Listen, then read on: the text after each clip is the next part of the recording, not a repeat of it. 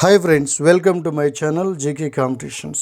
ఈరోజు క్లాస్లో భాగంగా మనం ఇంటర్మీడియట్ మొదటి సంవత్సరం పాఠ్యపుస్తకంలో నుండి వృక్షశాస్త్రం దానిలో నుండి మనం రెండవ చాప్టర్ జీవుల వర్గీకరణ మనం ఆల్రెడీ స్టార్ట్ చేసాం. ఆ జీవుల వర్గీకరణలో మొదటి క్లాస్లో భాగంగా ఇంట్రడక్షను, అలాగే 5 రాజ్యాల వర్గీకరణలో మొనీరా రాజ్యం గురించి మనం ఆల్రెడీ డిస్కస్ చేసాం. అయితే ఈరోజు క్లాస్లో భాగంగా మనం మొనీరా రాజ్యం తర్వాత ఉన్న రెండవ రాజ్యం ప్రొటిస్టా గురించి మనం లైన్ టు లైన్ బిట్స్ మనం డిస్కస్ చేయబోతున్నాం. కాబట్టి ఎవరు కూడా వీడియోని స్కిప్ చేయకుండా చివరి వరకు చూడండి. నోట్స్ ప్రిపేర్ చేసుకుంటే ఇంకా మంచిది, రైట్? సో మనం లాస్ట్ క్లాస్లో మనం ఏం చెప్పుకున్నామంటే RH మొట్టమొదటి వర్గీకరణ చేసింది అరిస్టాటిల్ అని, ఆ తర్వాత 2 రాజ్యాల వర్గీకరణ అనే ప్రతిపాదన తెచ్చింది కెరోలస్ లిన్నోయ్ అని, ఆ తర్వాత 5 రాజ్యాల వర్గీకరణ అనే ప్రతిపాదన తెచ్చింది RH విటాకర్. ఇప్పుడు RH విటాకర్ వర్గీకరణ రాజ్యంలోని మనం మొత్తం రాజ్యాల గురించి డిస్కస్ చేస్తున్నాం. ఫస్ట్ రాజ్యం ఏంటంటే అది మొనీరా రాజ్యం. దాని గురించి మనం ఆల్రెడీ డిస్కస్ చేసాం. ఇప్పుడు మనం డిస్కస్ చేయబోయే రాజ్యం ఏంటంటే ప్రొటిస్టా, రైట్? సరే, ఫస్ట్ ప్రశ్న ఈ ప్రొటిస్టాలో ఇది 228వ ప్రశ్న. అన్ని ఏకకణ నిజకేంద్రక జీవులను ఏ రాజ్యంలో చేర్చారు అంటే ప్రొటిస్టా రాజ్యం. 229. ఈ క్రింది వానిలో ఏ రాజ్యం హద్దులు పూర్తిగా నిర్వచించబడలేదు? ఏ రాజ్యం యొక్క హద్దులు పూర్తిగా నిర్వచించబడలేదంటే ప్రొటిస్టా. 230. ఒక జీవశాస్త్రజ్ఞుని దృష్టిలో కిరణజన్య సమయక్రియ జరుపుకునే ప్రొటిస్టా జీవి మరొక శాస్త్రజ్ఞుని దృష్టిలో ఎలా ఉంటుందంటే మొక్కగా. సో మై డియర్ ఫ్రెండ్స్, ఇది ప్రొటిస్టా జీవుల గురించిన చిన్న కన్ఫ్యూజన్ అయితే ఉంది. కొంతమంది దీన్ని కిరణజన్య సమయక్రియ జరుపుకునే ఒక ప్రత్యేకమైన జీవి అని నమ్మితే, కొంతమంది ఏమో ఇది కిరణజన్య సమయక్రియ జరుపుకునే మొక్క అనేది అభిప్రాయంగా ఉంది. 231. క్రైసోఫైట్లు, డైనోఫ్లాజెల్లేట్లు, యూగ్లినాయిడ్లు, జిగురు బూజులు, ప్రోటోజోవాకు చెందిన జీవులను ఏ రాజ్యంలో చేర్చారు? క్రైసోఫైట్స్, డైనోఫ్లాజెల్లేట్స్, యూగ్లినాయిడ్స్, జిగురు బూజులు, ప్రోటోజోవాకు చెందిన జీవులను ఏ రాజ్యంలో చేర్చారు అంటే ప్రొటిస్టా రాజ్యం. అంటే ప్రొటిస్టాలో 5 తరగతులు, ప్రొటిస్టా రాజ్యంలో 5 తరగతులు ఉన్నాయి, రైట్? తర్వాత 232. ప్రొటిస్టాకు చెందిన జీవుల యొక్క ప్రధాన ఆవాసం ఏది? ప్రధాన ఆవాసం ఏంటంటే ఇవన్నీ కూడా ప్రధానంగా జలచరాలు, నీళ్లలో ఎక్కువగా జీవిస్తాయి. తర్వాత వృక్షాలు, జంతువులు, శిలీంధ్రాల అధ్యయనానికి అనుసంధానంగా ఉన్న రాజ్యం పేరేమిటి అంటే అది ప్రొటిస్టా రాజ్యం. అంటే వృక్షాలు, జంతువులు, శిలీంధ్రాల్లో ఉన్న లక్షణాలన్నీ కూడా దాదాపు కొన్ని లక్షణాల వరకు ప్రొటిస్టా జీవుల్లో కూడా ఉమ్మడి లక్షణాలు చూస్తాం. అన్ని లక్షణాలు కాదు ఫ్రెండ్స్, కొన్ని ఉమ్మడి లక్షణాలు చూడడం వల్ల దీన్ని ఏమంటారంటే ఈ 3 రాజ్యాలకు ఉన్న అనుసంధానంగా చెప్తారు. తర్వాత నిర్దిష్టమైన కేంద్రకం, త్వచయుత కణాంగములను కలిగిన కేంద్రక జీవులు. నిర్దిష్టమైన కేంద్రకం, త్వచయుత కణాంగములను కలిగిన కేంద్రక జీవులు ఏంటంటే ప్రొటిస్టా జీవులు. తర్వాత ప్రొటిస్టా జీవులలో ఉన్న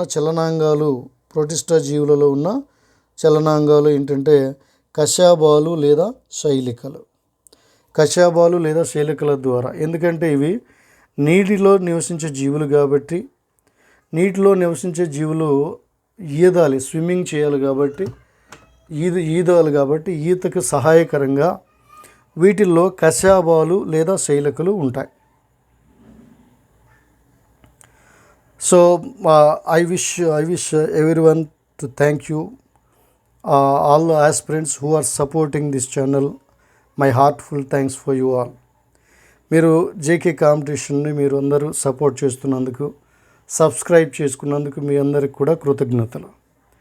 చాలామంది మిత్రులు ఈ మధ్య మెసేజ్ చేశారు, ఏమంటే సార్ డైలీ ఒక వీడియో అప్లోడ్ చేయండి అని మెసేజ్ చేశారు. తప్పకుండా అండి, డైలీ ఒక వీడియో అప్లోడ్ చేయడానికి ట్రై చేస్తాను. మొట్టమొదటిగా ఇంటర్మీడియట్ ఫస్ట్ సెకండ్ ఇయర్ ఉన్న 4 books, botany 2 books, zoology 2 books కూడా కంప్లీట్ చేద్దాం. బిట్ టు బిట్ కంప్లీట్ చేసిన తర్వాత దానిలో చాప్టర్ వైజ్గా ఒక గ్రాండ్ టెస్ట్ లాగా మనం కండక్ట్ చేస్తాను. దానికి కూడా ప్లాన్ చేస్తున్నాను. ఇంకొక మిత్రులు అడిగింది ఏంటంటే సార్ మెథడాలజీ కూడా చెప్పండి అని అడిగారు. తప్పకుండా అండి, ఈ టెక్స్ట్ బుక్ ఫినిష్ చేసిన తర్వాత, అకాడమిక్ బుక్స్ ఫినిష్ చేసిన తర్వాత బయాలజీ మెథడాలజీ కూడా కంప్లీట్గా ఇదే పద్ధతిలో line to line academy books నుంచే నేను మీకు వీడియోలు అప్లోడ్ చేస్తాను. ఆ తర్వాత దానికి సంబంధించిన టెస్టులు కూడా కండక్ట్ చేయడానికి నేను ప్రిపేర్ చేస్తున్నాను. ఆ తర్వాత ఇంకా వీలైతే కొంతమంది అడిగారు పర్స్పెక్టివ్స్ ఇన్ ఎడ్యుకేషన్ కూడా చెప్పండి, వీడియోస్ అప్లోడ్ చేయండి అని అడిగారు. తప్పకుండా అండి, అది కూడా ప్రయత్నం చేద్దాం. ఇంకా కొంతమంది ఈ జీకే విషయం వచ్చేసరికి అది ఇట్స్ వ్యాస్ట్ సిలబస్ కదా, సముద్రం అంత సిలబస్ కాబట్టి అది ఎప్పుడో లాస్ట్లో మనం చేయడానికి కుదరదు. మై డియర్ ఫ్రెండ్స్, నా సజెషన్ ఏంటంటే మీరు ఇప్పటి నుంచే జీకే మీద ఫోకస్ పెట్టండి. రోజు ఒక 10-15 బిట్లు మీరు కరెంట్ అఫైర్స్ నుంచి జీకే నుంచి తయారు చేసుకొని మీరు సపరేట్గా ఒక నోట్స్ మెయింటైన్ చేసుకుంటే తప్ప జీకేను మనం కవర్ చేయడం చాలా కష్టం. ఒకవేళ టైం ఉంటే లాస్ట్లో కొంతవరకు న్యాయం చేయగలం, కానీ జీకే అనేది ఏంటంటే అప్ టు డేట్గా ఏ రోజుది ఆ రోజు కరెంట్ అఫైర్స్ అప్ టు డేట్కి ఉండాలి. కాబట్టి అది మీరు ఏ రోజుకి ఆ రోజు ప్రిపేర్ చేసుకుంటే మంచిదని నా సలహా. ఇది మన ప్లాన్ ఫ్రెండ్స్. అయితే ఈ వీడియోస్ అన్నీ అప్లోడ్ చేయడానికి ప్రతి వీడియో ప్రిపేర్ చేసి అప్లోడ్ చేయడానికి మినిమం 3 to 4 hours టైం పడుతుంది ఫ్రెండ్స్. నాకున్న టైంలోనే వీలు చూసుకొని నోట్స్ ప్రిపేర్ చేయటం, ఆ నోట్స్ని వీడియోగా చిత్రీకరించడం, ఆ తర్వాత అప్లోడ్ చేయడం, దీని అంతటికి కూడా 3 to 4 hours టైం పడుతుంది. ఒక్కోసారి అయితే నెట్వర్క్ ప్రాబ్లం వల్ల ఒక వీడియో అప్లోడ్ చేయడానికి గంటన్నర టైం కూడా పడుతుంది, సిగ్నల్స్ ప్రాబ్లం వల్ల. సో మన ఛానల్కి కొన్ని టెక్నికల్ నీడ్స్ అయితే ఉన్నాయి, సాంకేతికంగా కొన్ని అవసరాలు ఉన్నాయి. సో ఆ అవసరాలు ఖచ్చితంగా తీరాలంటే మీరందరూ సపోర్ట్ చేస్తారని ఎక్స్పెక్ట్ చేస్తున్నా. Please support our channel. If you want to support to channel or you can fund also, you can fund raise చేయొచ్చు, all you can contribute anything. Support చేయండి, ఫండ్ ఇవ్వండి, లేదా కాంట్రిబ్యూషన్ చేయండి, ఏదైనా చేయండి. అది ఈ నెంబర్కి 7013149131 ఈ number, this is my WhatsApp number. మీకు ఏదైనా డౌట్స్ ఉన్నా మీరు దీనికి నాకు వాట్సాప్కి మెసేజ్ పెట్టవచ్చు, నేను క్లారిటీ ఇస్తాను. అయితే ఈ సపోర్ట్ కొంచెం I'm expecting a little support from you for the better improvement of our channel. You can just support through either GPay or PhonePe, whatever it is.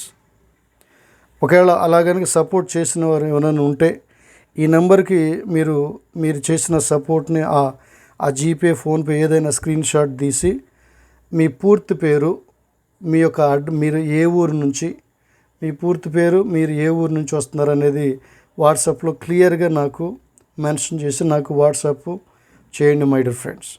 అయితే ఇందులో దెర్ ఇస్ నో కంపల్షన్, ఎవరిని కూడా బలవంత పెట్టేది లేదు. It's completely volunteer. ఇది up to you, your wish. మీరు support చేయాలనుకుంటే మీరు సపోర్ట్ చేయొచ్చు. ఓకే, నేనైతే ఇలాగ వీడియోస్ నేను అప్లోడ్ చేస్తూనే ఉంటా. కాకపోతే ఏంటంటే మన ఛానల్ కొన్ని టెక్నికల్ నీడ్స్ ఉండడం వల్ల కొంచెం మీ హెల్ప్ అడుగుతున్నాను, మీ సపోర్ట్ నేను రిక్వెస్ట్ చేస్తున్నాను. Okay, I wish you all the best. తర్వాత బిట్ 236. ప్రోటిస్టా జీవుల్లో అలైంగిక ప్రత్యుత్పత్తి ఎలా జరుగుతుంది? ప్రోటిస్టా జీవుల్లో అలైంగిక ప్రత్యుత్పత్తి ఎలా జరుగుతుంది అంటే కణ విచ్ఛిత్తి సిద్ధ బీజాల ద్వారా, కణ విచ్ఛిత్తి లేదా సిద్ధ బీజాల ద్వారా. 237. ప్రోటిస్టా జీవుల్లో లైంగిక ప్రత్యుత్పత్తి, ఇదేమో అలైంగిక ప్రత్యుత్పత్తి, ఇది లైంగిక ప్రత్యుత్పత్తి ఎలా జరుగుతుంది అంటే కణాల సంయోగం లేదా సంయుక్త బీజం ద్వారా, కణాల సంయోగం లేదా సంయుక్త బీజం ద్వారా ప్రొటిస్టా జీవుల్లో లైంగిక ప్రత్యుత్పత్తి జరుగుతుంది. తర్వాత 238వ బిట్ చూడండి, 238. డయాటమ్లు బంగారు రంగులోని శైవలాలు, డయాటమ్లు బంగారు రంగులోని శైవలాలు ప్రొటిస్టా రాజ్యంలో ఏ విభాగానికి చెందినవి? ప్రొటిస్టా రాజ్యంలో ఏ విభాగానికి చెందినవి? డయాటమ్లు బంగారు రంగులోని శైవలాలు ప్రొటిస్టా రాజ్యంలో ఏ విభాగానికి చెందినవి అంటే క్రైసోఫైట్స్. అవి క్రైసోఫైట్స్ మై డియర్ ఫ్రెండ్స్ కదా. ప్రొటిస్టా రాజ్యము కదా 5 తరగతులుగా డివైడ్ అయినాయని మనం చూసాం. దానిలో ఫస్ట్ తరగతి క్లాస్ ఏంటంటే క్రైసోఫైట్స్. దీనిలో డయాటమ్స్ బంగారు రంగులోని శైవలాలు ఈ తరగతిలో ఉన్నాయి. తర్వాత 239 బంగారు రంగులోని శైవలాలను ఏమంటారు? బంగారు రంగులోని శైవలాలను ఏమంటారు అంటే డెస్మిడ్లు అంటారు. డెస్మిడ్లు అంటారు. తర్వాత క్రైసోఫైట్ల యొక్క ఆవాస స్థలం, క్రైసోఫైట్ల యొక్క ఆవాస స్థలం ఏంటంటే మంచినీరు, సముద్రపు నీరు ఎక్కడైనా ఉంటాయి. మంచినీటిలో ఉంటాయి, సముద్రం అంటే ప్రధానంగా ఈ జాతి ప్రొటిస్టా రాజ్యం అనేది మన నీటిలో నివసించే జీవులు. 241 సూక్ష్మదర్శిని క్రింద మాత్రమే చూడదగిన జీవులు. సూక్ష్మదర్శిని క్రింద మాత్రమే చూడదగిన జీవులు క్రైసోఫైట్లు. ఇవి ప్రొటిస్టా రాజ్యానికి చెందిన జీవులు క్రైసోఫైట్లు. 242 నీటిపై అచేతనంగా తేలుతూ ఉండే క్రైసోఫైట్లను ఏమంటారు? నీటిపై అచేతనంగా తేలుతూ ఉండే క్రైసోఫైట్లను ఏమంటారు అంటే ప్లవకాలు అంటారు. వాటిని ప్లవకాలు అంటారు. తర్వాత 243 ఇవి చాలా వరకు కిరణజన్య సమక్రియను జరుపుకుంటాయి కదా. ఈ ప్రొటిస్టా ఈ రాజ్యం క్రైసోఫైట్స్ ఏవైతే ఉన్నాయో ఇవి చాలా వరకు కిరణజన్య సమక్రియను జరుపుకుంటాయి, అంటే స్వయం పోషక జీవులని చెప్పుకోవచ్చు. 245 చూస్తే డయాటంలోని కణకవచము ఎలా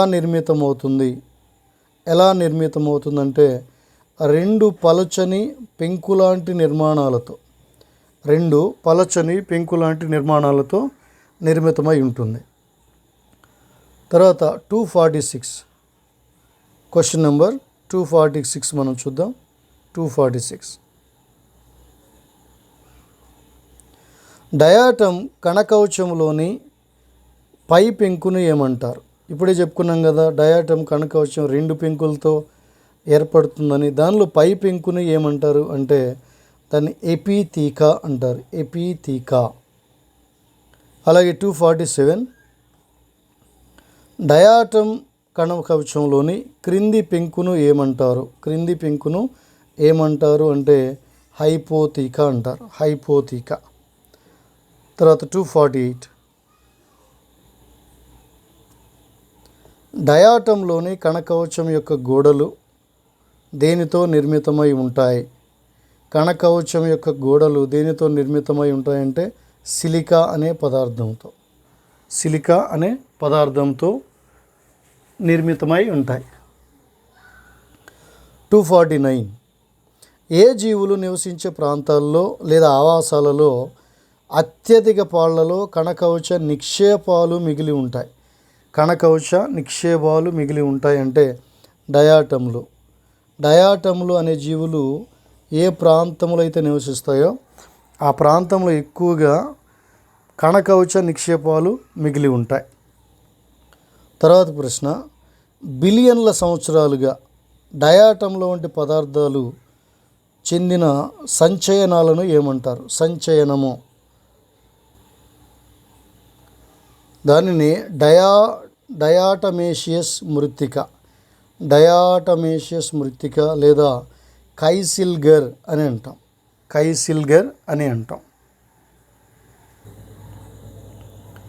251 గరుకు రంధ్రయుతమైన సిలికాన్ను కలిగి ఉండడం వల్ల డయాటమ్లను ఎలా వాడతారు? గరుకు రంధ్రయుతమైన సిలికాన్ను కలిగి ఉండటం వల్ల డయాటమ్ అనే జీవులను ఎలా వాడతారు అంటే పాలిష్ చేయడానికి, పాలిష్ ఇండస్ట్రీలో, అలాగే నూనెను, ద్రవాలను ఫిల్టర్ చేయడానికి, వడగట్టడానికి. ఎందుకంటే రంధ్రయుతమైన గరుకు స్థలం ఉంది కాబట్టి అది ఒక ఫిల్టర్ పేపర్గా, ఫిల్టరేట్గా ఉపయోగపడుతుంది. తర్వాత 252 మహాసముద్రాలలో ఉత్పత్తిదారులు ఏవి?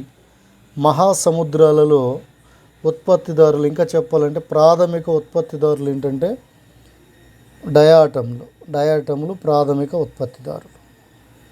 253 నిర్మాణ సౌష్ఠవం ఆధారంగా డయాటమ్లను ఎన్ని రకాలుగా వర్గీకరించారు? నిర్మాణ సౌష్ఠవం ఆధారంగా డయాటమ్లను ఎన్ని రకాలుగా వర్గీకరించారు అంటే 2 రకాలుగా వర్గీకరించారు. తర్వాత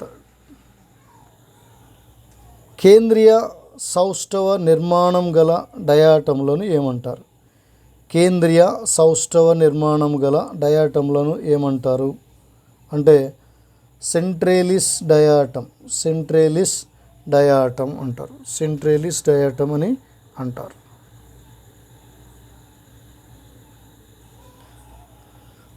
తర్వాత బిట్ 255 ద్విపార్శ్వ సౌష్ఠవం ఉన్న డయాటమ్లను ఏమంటారు? ద్విపార్శ్వ సౌష్ఠవం ఉన్న డయాటమ్లను ఏమంటారు అంటే పెన్నేలిస్ డయాటమ్ అని అంటారు. కేంద్రీయ సౌష్ఠవ నిర్మాణం ఉన్న డయాటమ్లనేమో సెంట్రేలిస్ డయాటమ్ అంటున్నారు. అలాగే ద్విపార్శ్వ సౌష్ఠవం ఉన్న డయాటమ్లనేమో పెన్నేలిస్ డయాటమ్ అని అంటాం. తర్వాత ప్రశ్న 256 256 డయాటమ్లలో అలైంగిక ప్రత్యుత్పత్తి ఎలా జరుగుతుంది? డయాటమ్లలో అలైంగిక ప్రత్యుత్పత్తి ఎలా జరుగుతుందంటే ద్విధా విచ్ఛితి, దీనినే బైనరీ ఫ్యూజన్ అంటాం. 257 డయాటమ్లలో లైంగిక ప్రత్యుత్పత్తి ఎలా జరుగుతుంది?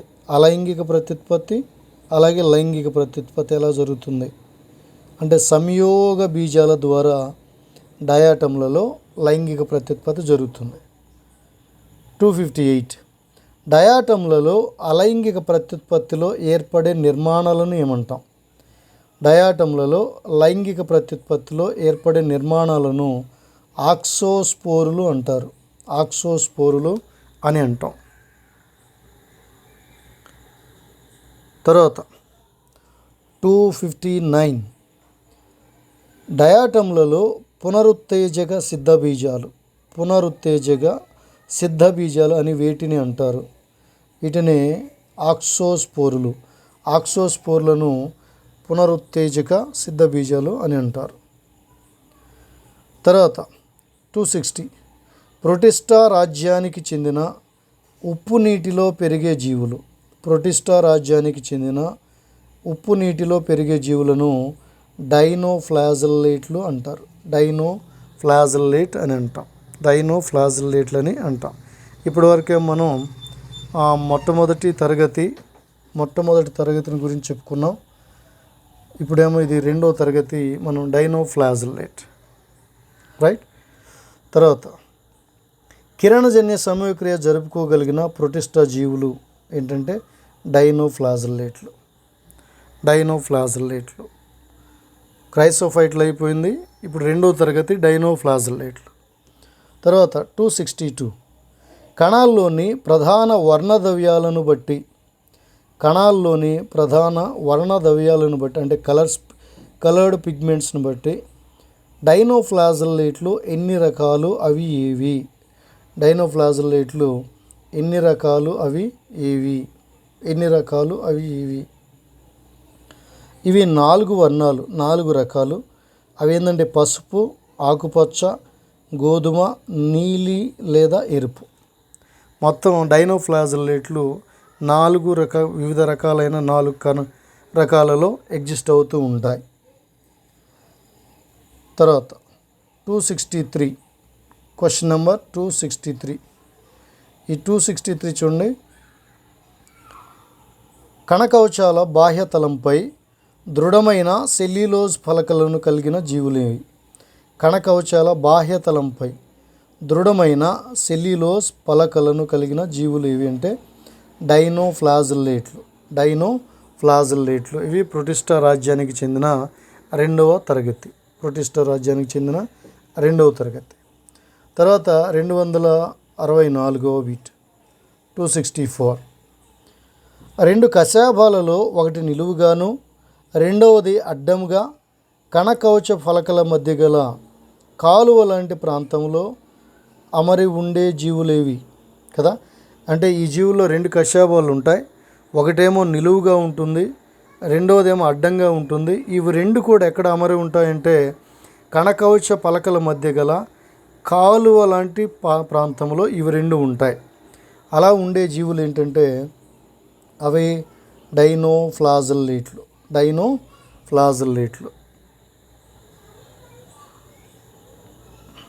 తర్వాత 265వ బిట్ 265. కశాపాలు బొంగరం లాంటి చలనాలు చూపే జీవులు ఇవి. అంటే జీవులు ఉన్నాయి, ఆ జీవుల్లో ఉన్న కశాపాలు బొంగరం అయితే ఎలా తిరుగుతుందో అలాంటి చలనాలను చూపిస్తాయట. ఆ జీవులే డైనోఫ్లాజెల్లేట్లు. తర్వాత 266వ బిట్ 266. వీల్డింగ్ విప్లు అని పిలువబడే ప్రొటిస్టా జీవులేమి? వీల్డింగ్ విప్లు అంటే బొంగరం లాగా తిరిగే విప్లు, ఇప్పుడే చెప్పుకున్నాం కదా, అవి డైనోఫ్లాజెల్లేట్లు. తర్వాత 267. కేంద్రకం అంతర్దశలో కూడా సాంద్రీకరణ చెందిన క్రోమోజోములను కలిగి ఉండే జీవులు ఇవి. కేంద్రకం అంతర్దశలో కూడా సాంద్రీకరణ చెందిన క్రోమోజోములను కలిగి ఉండే జీవులు డైనోఫ్లాజెల్లేట్లు. తర్వాత డైనోఫ్లాజెల్లేట్ క్రోమోజోములలో ఉండని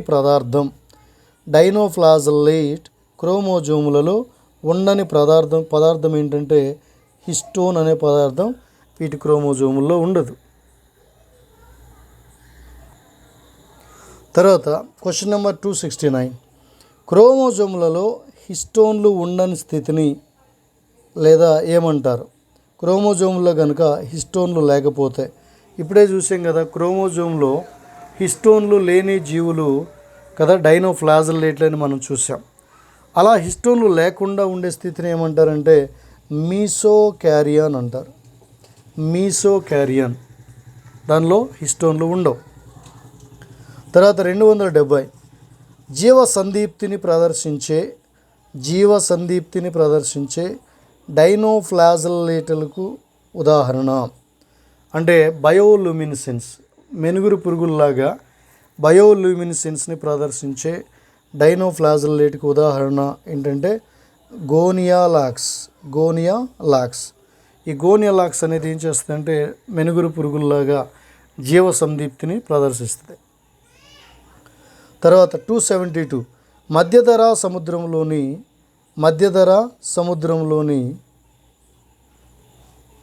ఎరుపు రంగు అలలకు కారణమైన బ్యాక్టీరియా.